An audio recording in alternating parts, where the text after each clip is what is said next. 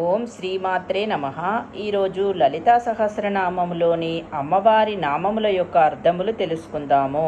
ఇప్పుడు పరాశక్తి పరానిష్ట ప్రజ్ఞాన ఘనరూపిణి మాద్వీపానలాస మత్తా మాతృకా వర్ణరూపిణి.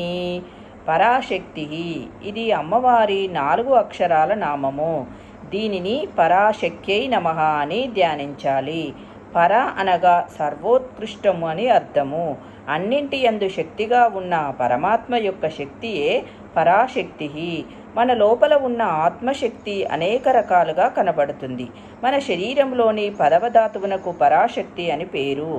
నవ ఆవరణలో ఈ ధాతువులుండి 5 ధాతువులు అమ్మ స్వరూపమై ఉండి 4 ధాతువులు శివస్వరూపాలై ఉంటాయి.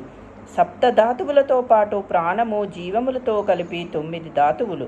ఈ 9ంటిని కాపాడే ఆ 10వ శక్తి చిచ్చక్తి స్వరూపమే పరాశక్తి. ఈ శక్తి వల్లనే ఆ ధాతువులు పనిచేస్తూ ఉంటాయి.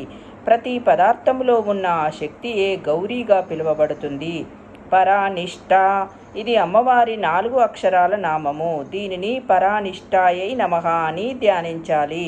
నిష్ఠ అనగా కుదురుగా ఉండుట. పర అనగా పరబ్రహ్మమునందు నిలిపిన మనస్సు. నిష్ఠ అనగా నియమము, దీక్ష అని కూడా అర్థము. పర అనగా మంత్రరూపమైన నిష్ఠ, దీక్ష స్వరూపిణి శ్రీమాత అని మరొక అర్థము. గురువు ద్వారా శాస్త్రీయపరంగా ఉపదేశం పొంది ఆచరించి విచారణ చేసినచో అప్పుడు నేను అనే అజ్ఞానపు నిలకడ పోయి ఆ నేను అనే చైతన్యం ఒకటే అని తెలుసుకోగలుగుతాము. అది ఏ పరబ్రహ్మంగా భావించి ఆ స్థితిలో ఉన్న కేవలమైన స్థితియే పరానిష్ట. ఆ స్థితిని పొందిన వాడే బ్రహ్మవేత్త. స్వచైతన్యమే శుద్ధ బ్రహ్మము అనే తత్వమే పరానిష్ట. కేవలము జ్ఞానం మాత్రమే ఉండి నిలకడ స్థితి ఏర్పడుతుంది సాధకునికి. ప్రజ్ఞాన ఘనరూపిణి ఇది అమ్మవారి 8 అక్షరాల నామము. దీనిని ప్రజ్ఞాన ఘనరూపిణ్యై నమః అని ధ్యానించాలి.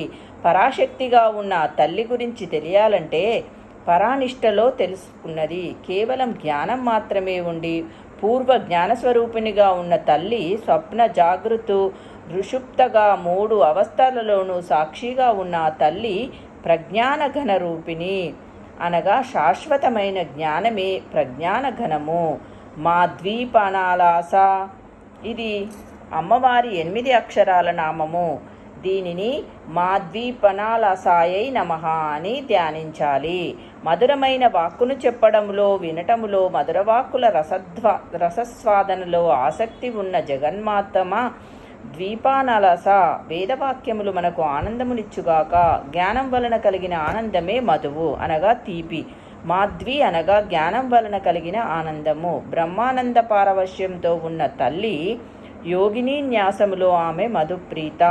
ఆ తల్లియే వనదుర్గగా ఉండి అరణ్యాలలో ఉండే వివిధ రకాల పూతేన అంటే ప్రీతి కలిగి ఉంటుంది అని అర్థము. మత్త ఇది అమ్మవారి 2 అక్షరాల నామము. మత్ అనగా అందరిలోనూ నేనే అయి ఉన్నాను. మత్త అనగా పారవశ్యము, అహము రూపిణిగా ఉన్న తల్లి.